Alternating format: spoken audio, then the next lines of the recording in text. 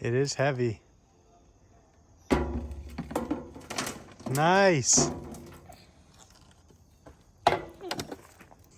Welcome back to Tied Up with the Morgans. Today we are in the mule using this log-right trailer. This thing is a game changer. Let's see what we've been using it for, and let's see what we're getting into today. Right now we're here in the nursery. Got a lot of trees behind me here, preparing some beds, topping it off with some compost, some pond sediment, some leaves, and gonna be planting a lot of white oak group acorns. Okay, so that's gonna be like your normal white oak, your swamp white oak, your chestnut oak, the dwarf chinkapin oak, Quercus pruneides. It's something that's native to my area. It's a very cool oak that you should look into if you're in its native range. The whole video is not going to be based on that, but it's one I got some acorns of. It's very hard to find, but it's like a shrubby kind of oak. It'll grow to be about 15 feet tall. Bless you. And it can even create thickets, which that's not common of oaks in my area. Out west, that's a thing. You have shrub oaks and things like that, like in Utah and places that create thickets, which is great habitat for a lot of wildlife. So we don't have many of that here. Mostly all of our oaks are tall, large oaks. This is different, and it's not a actual chinkapin oak, which is Quercus muhlenbergii. That's a real tree, right? It gets tall. This, they call it dwarf chinkapin, but it's different species. Quercus pruneides is the name of it. Anyways, real tiny acorns, but the appeal of it is, one, it can create native thickets, which are important in a native habitat, whether it's for deer, birds, turkeys, whatever you're trying to manage, it would help. The other thing is it will produce an acorn when grown from seed. So if I plant these acorns, 3 to 5 years from now, it will be producing acorns. That's the fastest oak native to my area. There are the sawtooth oaks, I forget the Latin name of it, that are not native to my area or even our country. Some people go crazy for them, but they aren't native, and yeah, they do produce fast, but that's not what we want. We want these ones that produce real fast and are native. So here's the setup we got here. This is the log-right trailer. This is my dad's. This thing is awesome. Inside of it, I have some pond sediment mixed with some finished compost. And I'm also gonna be mixing leaves in with this. I think that will make a very great mix for my air prune beds. Right here is one of the air prune beds. This is I believe I've been doing these for 3 years now. I've been growing trees for 4.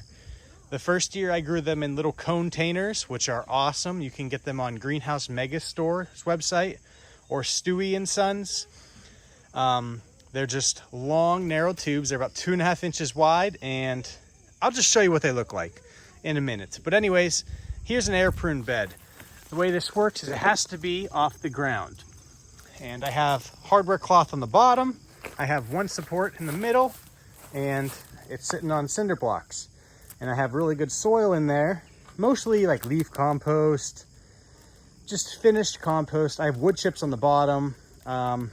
There's a number of different things I have in here, and my trees have been doing very well in there, as you can see. But today we're just talking about this one. So you have it off the ground, and the reason for that is this. I use the bare root trees because I want to create the healthiest tree that will transplant well. The number one way, if you are going to reforest an area, right? If you want to plant tons of trees, by far the best way would be direct sowing. So you take those acorns or whatever it is and plant them directly into the ground.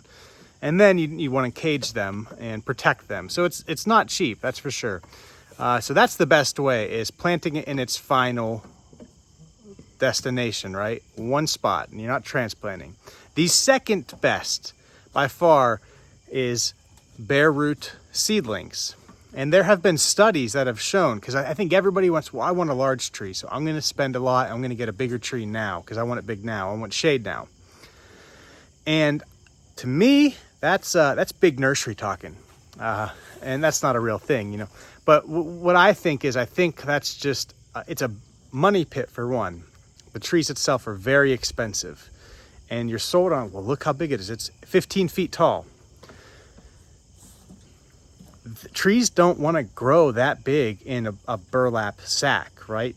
Balled and burlap. Trees don't want to be contained in an area like that. And then there's other things, right, where they have special equipment to dig them up and everything. So, but you're likely going to be trimming roots. The roots will have to be trimmed to transplant that. So that's a big shock to a tree that's maybe 5 years old, 10 years old, even older in some cases. So they don't want to do that. That's not ideal. The transplant shock is going to really slow things down, and it might take a few years before that tree grows. It might take a few years for it to just get established. Whereas a 1-year seedling is going to get established far quicker. It has a very healthy root system, and that's because of these these air pruned beds. So why is the root system so healthy? Well, it'll grow that long taproot, and then once it reaches the bottom, it reaches air and it prunes itself. Then it creates very fibrous root system. So a lot of lateral roots, very healthy root system. And that's going to get established far quicker than anything else, far quicker than a potted tree or anything. So I had a call come in, but anyways, what I was saying is that it will get established far quicker. And anyways, there have been studies that have shown that the smaller the tree will outgrow that larger tree or catch up to it. So keep that in mind. It's easy to be like, well, I want big now, but you can buy a smaller, healthier tree. It's going to transplant far better and get established far quicker and will grow much faster than that large tree that grew in a sack that's just unnatural and not how it wants to grow, root bound. And then the other thing you have with those large trees is there's a very big risk that it will get disease, or something will happen to it where it's just gonna either die. There's also that big chance that it does die, or it just takes years to get established, and then that's a few years. That's 4 years you lose before it could grow, right? So those are some of my thoughts, and I want to grow as many trees as I can, and the best way to do that is in these air prune beds. You can grow hundreds in one bed. They don't take up much room. They grow very well. I've been doing this, like I said, this is my 3rd year. And anyways, I want to show you these containers I've used in the past that you can use as well if you're growing trees. And you can see my helpers here. So that's what we're doing today. I'm all over the place right now. Got a big list of things to get done. Got a lot of seeds to collect. Chestnut tree right here has been dropping. The ground's covered with the husks. We're gonna collect those. We're gonna collect some more shagbark hickory. We're gonna collect some white oak later. I got a lot. I have thousands and thousands of seeds I've already collected. So we'll be cleaning them out. We'll be float testing. I'll show you how we do that. Here they are. These are, some people refer to them as containers, or like deep pot tree pots from Stewie & Sons. This is the D60 size, which I believe is 14 inches, 2.5 inches wide. And it has these little ridges along the inside of it to prevent any root circling. And then it has these holes in the bottom here, so it air prunes itself. So that root system will air prune itself and create a very healthy root system. And these I love. I have about 150 of these, and I've grown a lot of trees in them. And I just kind of outgrew it. It works well. They stack nicely, so they don't take up a whole lot of room, right? Here is a lot of them. I don't know how many are here, but so yeah, I like that they stack, but I just want to grow thousands of trees, and I don't want to have thousands of these. But these are awesome. Not everyone needs to grow that many trees, so you want to grow 50 trees, 25 trees. They even sell little trays of 25, I believe. Yeah, it holds 25, has like little PVC legs, and their slots. These just go right in. They're great. They're not the strongest, especially if that soil gets a little heavy, can kind of snap. But one thing I've used that works great is chain link fence. These fit right in the chain link fence. So you can build a little frame, lay down a chain link fence, and you could have, 1,000 tubes in there. So that's another option. But those are things I've used, things I like right now. It's the air prune beds, and for the, I don't see why I'll ever not do air prune beds.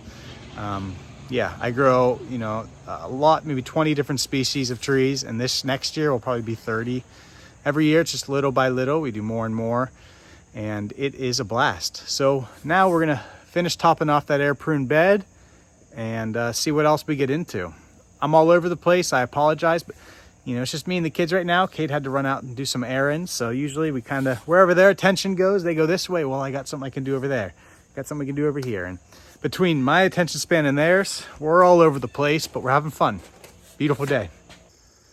And one other reason, well, I guess I should first say, I don't hate any other method. I don't think there's wrong ways.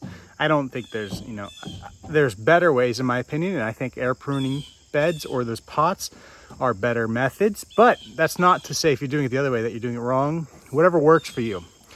Really, the end goal is we all want to grow healthier trees. We want to grow the best trees, and whatever works for you is great. If you have something that's working, then keep doing it. This is why I do the way I do, and yeah. The other thing, it's just less maintenance, I think.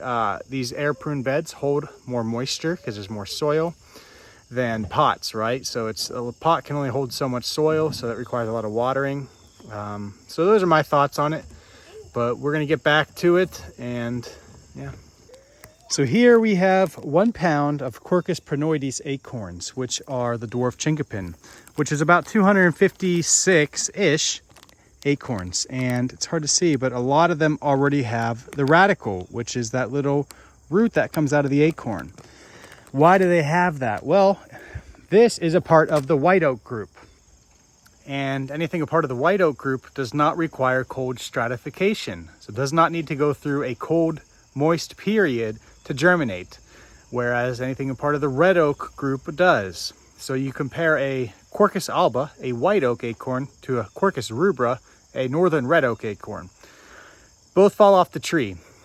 If you were to leave them there, the red oak acorn needs to go through a winter before it'll grow that little radicle and then start to grow. Whereas the white oak acorn it'll grow that within a couple days. So they don't need that cold period like the red oak group does. So that's like your chinkapin, your swamp white oak, your chestnut oak, all of those are part of that white oak group. And so they will all need planted in the fall. You can keep them in the fridge, but it's not ideal. If you have to, you do it, right? So they don't go dry out or anything. But yeah, so that's why we're planting these now, whereas all of the red oak group trees will get planted in the spring after they go through a winter. So here we have 240 Quercus prunus or dwarf chinkapin acorns planted. I have a few more that I'm going to direct sow somewhere in my yard. I'm not too sure where, but work on that next. But that's them. So you're probably thinking that is way too close. And I understand why you think that, because it looks like it. I have found over the few years I've done this that is not too close. About an inch between each.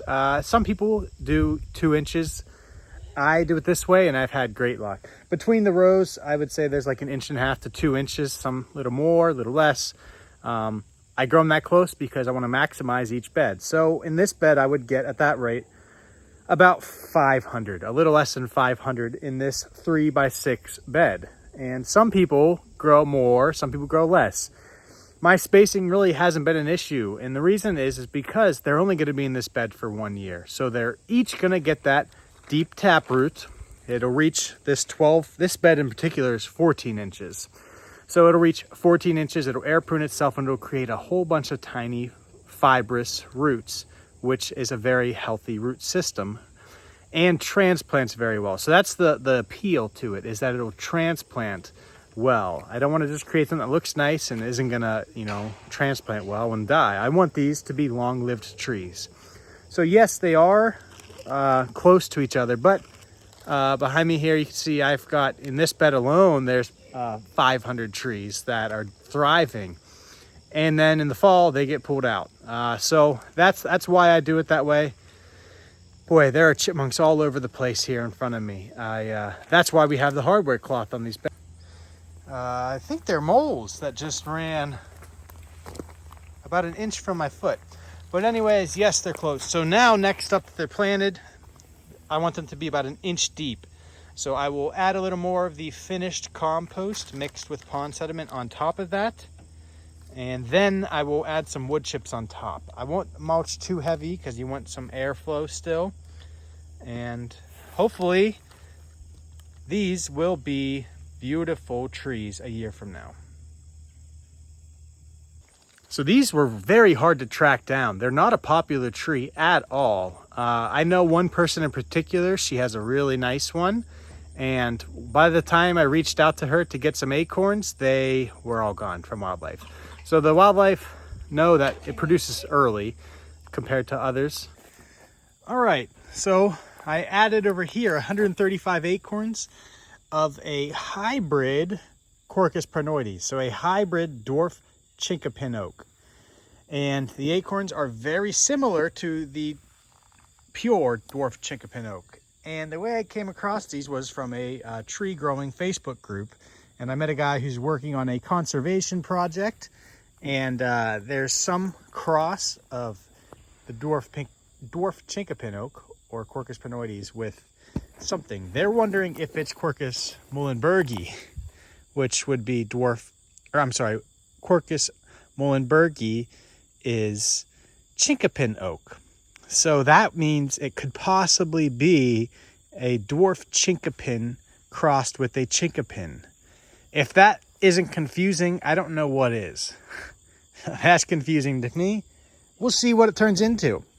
Why do I do these flags? This is the first year I've done the flags. In the past, I would use a little, like a thing for a fruit tree. It's like a little tape, like different colored tape. And you would secure things to like bamboo stakes or whatever. And it staples it on. And it's just a like real neat little gun thing. I used that in the past. And you're probably thinking, well, can't you tell the difference? Well, yes, but some species look similar. For example, the Dunstan chestnut, the Chinese chestnut were in the same bed. Or pawpaw and persimmon were in the same bed. Both of those look pretty similar at year one. That's what we have over in here. So I would mark with them. But now I'm thinking I will use these flags. I imagine these will stay in place for a year. And the reason is I don't really know what these will turn into. They might look just like these. So that way I'll have a divider knowing, you know, everything on this side is this, everything over here is this. And in the middle I can probably fit 100. So I'll get about 500 acorns in this bed. All right, in the middle there I added Quercus montana, which is chestnut oak. I added 100 of those. So that puts us like at 490 acorns in this bed.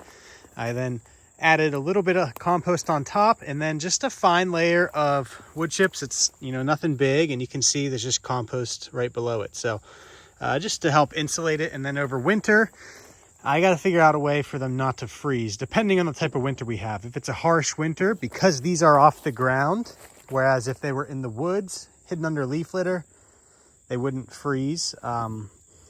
They might not germinate if we have like a really bad freeze. So I'm thinking I'm putting some bales of straw around this, maybe on even that side. I think if I just put a few, that'll help insulate it better. And I might put a thicker layer of wood chips on top. Here are some more of the Quercus montana or chestnut oak acorns that I have. You can tell they're very thin or very smooth in color. And they are smooth. They're much bigger than the Quercus pranoides ones we just planted. The caps of them are pretty cool looking and very thin.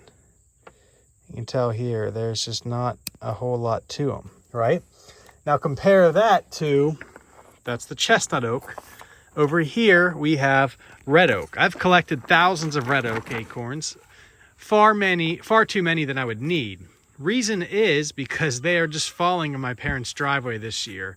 They're having a mast year. A lot of the northern red oaks are in this area. And in that fenced-in area at their house, there really isn't a whole lot of squirrel pressure. So a lot of them are just getting ran over by cars. The dogs are trying to eat some. And so while I'm there, I'll just collect with my little nut garden weasels here, pick them right up, and I've been bringing them to my house. And I'm bringing them to my house because on this side of the property, there aren't many, if any at all, northern red oaks. Really not until you get to the top of the hill, then you run into some northern red oaks. Over here we have Quercus alba, white oak. We have Quercus velutina, which is black oak, similar to the white oak, similar to the red oak. It's a part of the same group. And then we have Quercus imbricaria, which is the shingle oak. So that's all in my area. We have shingle oak, white oak, and black oak. We might have a couple others, but that, as far as I know, on this part of the property, we have a scarlet oak. We don't have any red oak. So I have about 1,500 in the fridge right now. They need that cold stratification. And then with a lot of the others, I've just been dumping them in some brush piles I have. The reason is the deer don't need any more food. No one wants to hear that, but the deer have plenty of food. They browse everything. They're not picky. And when they eat acorns, they eat the acorn, right? The deer aren't planting trees, whereas the squirrels and the blue jays plant a lot of trees. So the squirrels, chipmunks, blue jays will bury acorns. Blue jays don't really go for the red oak acorns, more white oak, smaller. But anyways, they'll plant them. So I put them in brush piles thinking that they'll get dispersed, and that's free planting, free labor, right? I don't have the time to worry about them. I'm growing them in my beds, 1,500 of them. But, you know, we'll plant them out here. And also there's so many in the woods by my parents' house too, everywhere in the property. By the pond, there's some of those giant ones. I did collect a few of them. I'd like some of that, those genetics and some of these acorns, so I'm growing some of them. But we'll take a look at these red oak acorns and compare them to the Quercus montana, the chestnut oaks. So here they are. I think, to me, they're beautiful. And we want to compare them. They're about the same size. The chestnut oak are more narrow. But I guess they are bigger. But the red oaks, to me, some of them get bigger than these. The red oaks aren't as narrow. These ones are longer and narrow, the chestnut oaks, and the red oaks are kind of thicker. And they're not solid in color. They have a lot of red color to them. They have like almost striations, you could say. I don't really know how to describe the color patterns on them. But anyways, yeah, that's the difference between the two there. So we got those. We'll see what else we have. Another thing I forgot to mention, the red oak tops are a little more thick and more flat on top, other than this point, but overall they're pretty flat on the top, whereas on the chestnut they really come to a point. And then we also have a bunch of the Quercus velutina, which is the black oak acorns. These, I'll show you in comparison here, are much smaller than the red oak, much smaller than the chestnut oak. So they're tiny. And I have a lot of black oak near my house, but they're all in the woods, and these are not easy to spot. These stand out more than these, and even the red oaks. So these are hard to find, or hard to spot. The caps are like half the size of the acorn almost, in some of them. And they have very distinct scales, like shingles to me, if that makes sense. More so than the other species. So yeah. Black oak, much smaller. Chestnut oak and red oak are bigger. Chestnut oak is very dark brown.